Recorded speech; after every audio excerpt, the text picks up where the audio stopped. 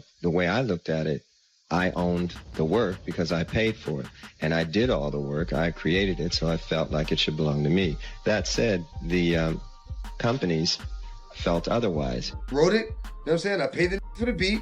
I paid you for loaning me the money, you know what I'm saying? I paid you back your money. Now we splitting because you loaned me the money. Yeah. But you own my I don't owe you a thing. Why is you holding on to my Yeah. And that's standard. Few of us will do well. The majority will not. $25,000 signing bonus, advance, and 2 cents off every game we sell. They know what they're doing. $50 game. You giving me 2 cents? Let me think about that for a DMX stepped into a Toronto nightclub thinking it was going to be just another night out. Loud music, flashing lights, a couple of drinks. Nothing too deep. But the second his eyes locked with Prince across the room, the entire vibe shifted. It wasn't just a glance. It was like two different universes colliding in the same space. The air got heavier. The crowd suddenly felt quieter. And DMX, a man who rarely flinches, and sat down and schooled me. I felt like a little kid. In a good way. I felt like he's the OG. Like my grandfather smacked me like, what the f is wrong with you? anything, instantly knew this wasn't going to be some ordinary run-in. Something bigger was about to unfold right in front of him. Then it happened.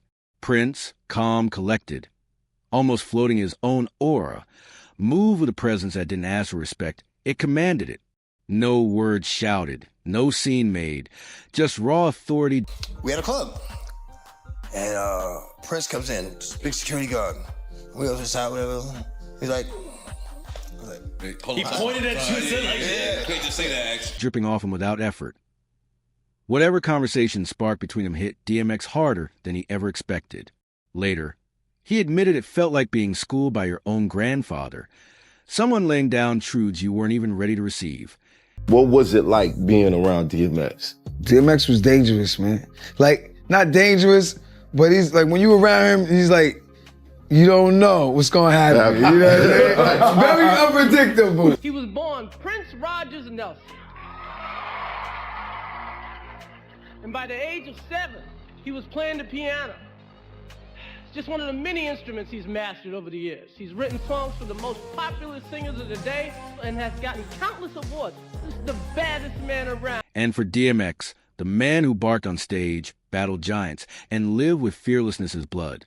This wasn't just another celebrity encounter. This was a moment that cut through his armor, a wake-up call wrapped in purple silk. If you know anything about DMX, you know this man didn't get rattled. He lived raw, barked on records, and carried an energy so heavy it could shut a whole room down. When X walked in, people paid attention, whether they wanted to or not. His presence was its own storm. He even said himself once, there wouldn't even be a jar rule if he decided to pull the plug. What amazed me, perhaps more than anything else, is how often I would come in and I'd see the mic in front of the chair in a sitting position. And you'd realize he had done a lot of that stuff sitting. That wasn't ego, that was fact. DMX moved with a kind of confidence that made him feel untouchable, like the crown was welded to his head. Oh, here's the real question. What could Prince possibly say that left him silent? What kind of words could actually pierce through a man who thrived on chaos, lived for battles, and never learned how to back down? Because in that Toronto nightclub, the unshakable force of Yonkers suddenly found himself humbled. And for fans who know DMX's story front to back, that moment still feels almost impossible to believe. Born Earl Simmons on December 18, 1970 in Mount Vernon, New York, but raised in the unforgiving streets of Yonkers, DMX's story began in pure chaos. From the jump, his childhood was marked by pain. His mother, Annette Simmons, fought to raise him alone, while the world outside their door was ruthless. And if the streets were cruel, home was no safe haven either. Behind closed doors, young Earl endured beatings and cold words from the very person meant to protect him. By the time he was just 8 years old, he was already being shuffled in and out of group homes, searching for stability that never came. Life taught him early that trust wasn't free. It was a gamble he couldn't afford. And yet, even as a kid, there was something wild inside him, a raw, untamed energy that nothing could break. DMX discovered loyalty in the most unlikely place. Stray dogs. They didn't judge, They didn't betray, and they carried the same fire he felt deep in his chest. That bond wasn't just comfort. It became his shield. Those dogs gave him more than companionship. They gave him a reflection of who he truly was, a spirit too raw for the world to cage.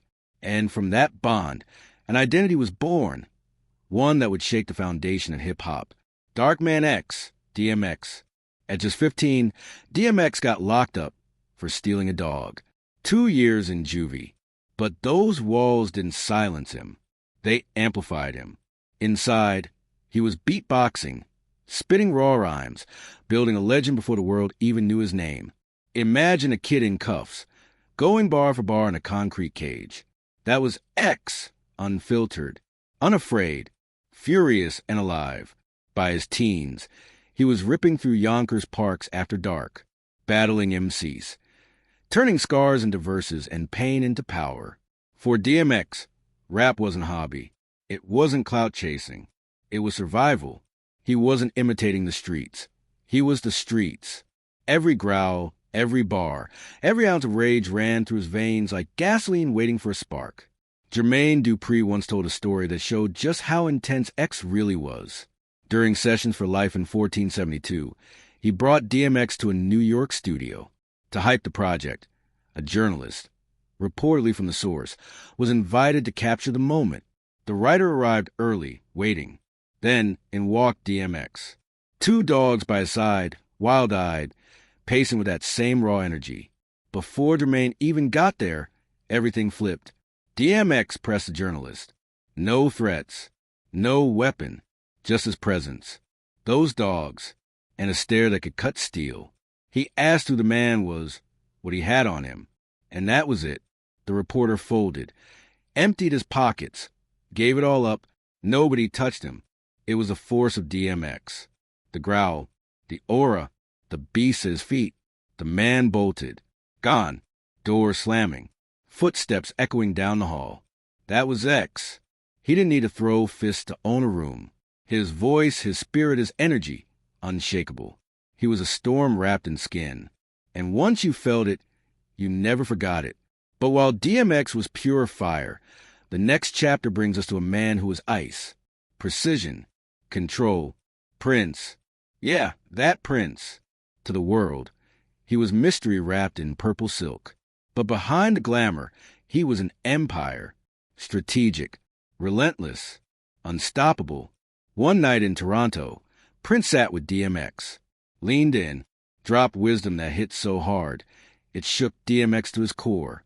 They weren't talking about the spotlight, money, or fame. Nah, they went deeper. Ownership, purpose, what life really means when the lights go out. And right there, every stereotype about Prince vanished. He didn't just earn DMX's respect. He redefined what respect even meant. Years later, DMX could barely talk about that night without emotion in his voice. And when a man like X, who survived the block, the booth, and battles most can't even imagine, says something moved him, you listen. That night wasn't about ego. It wasn't about beef. It was about truth. 2 legends linking in silence, not noise. DMX wasn't talking. He was listening, eyes wide, soaking it all in. And one thing Prince drilled into him? Masters, the crown jewel of music. The one thing that decides whether an artist owns their legacy or loses it before they even know they had it. They only care that it's sold. Morals tossed, values replaced with profit margins. But the real question, did DMX actually take Prince's wisdom to heart? Did he fight for his masters? Did he flip the script and reclaim what was his? The truth is far from simple. That powerful exchange in Toronto stuck with him, but it didn't lead to some fairy tale ending. Not because he lacked will, but because by then life was already tangled in chaos. DMX was knee-deep in lawsuits, bound by old contracts, wrestling with addiction, and carrying trauma that never let go. He didn't crawl into hip-hop. He crashed into it. Explosive, raw, unstoppable. But that same speed came with a price. In only 3 years, he pulled off something nearly unmatched. 5 multi-platinum albums, one after the other. Fans saw the fame, the plaques, the anthems. But behind the curtain, the truth hit harder. DMX didn't even own his masters. Think about that. Songs like Rough Riders' Anthem, Slippin', Party Up, all under label control. Once you sign away those rights in your first contracts, it's almost impossible to get them back. That fight is expensive, draining, and ruthless. And even after Prince laid the blueprint, DMX didn't have the money, the lawyers, or the leverage to undo the deals he had signed when he was just hungry to break through.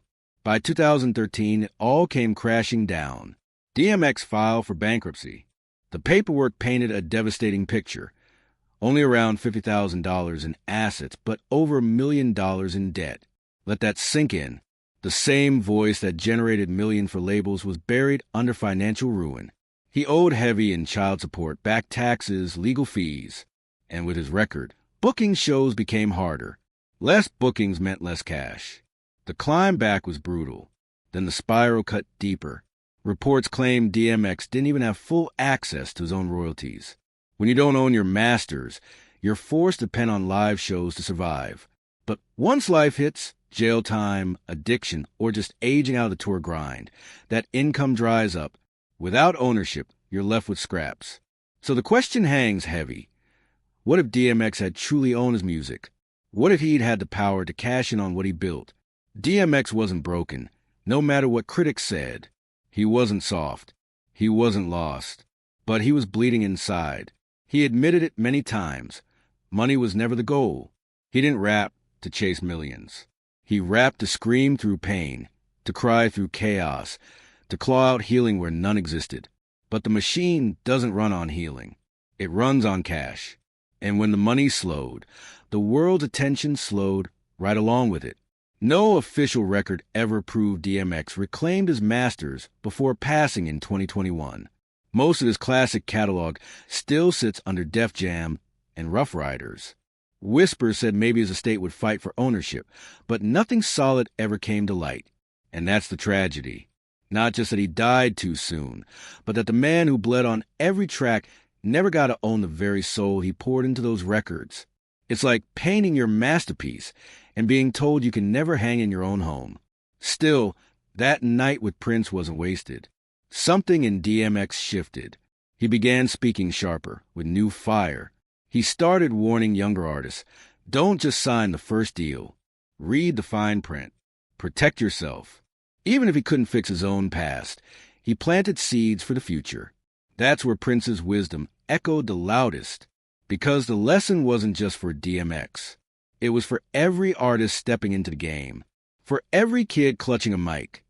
Thinking the contract is a dream come true, DMX was living proof it wasn't a finish line. Prince made him look inward, and DMX turned outward, telling the next wave, don't just be a voice on wax. Own it, guard it, because in the end, this story was never just about music. It was about legacy, about what survives when the lights go dark. Prince showed DMX that being a gangster wasn't about flexing in the streets. It was about surviving the system, about protecting your art when a machine tries to package and sell your soul. DMX may not have reclaimed everything, but he woke up, and sometimes that awakening, that shift in spirit, is the real win. If this story hit you, drop a comment, smash the like, subscribe, and share this with someone who needs the truth. Much love. We'll catch you on the next one.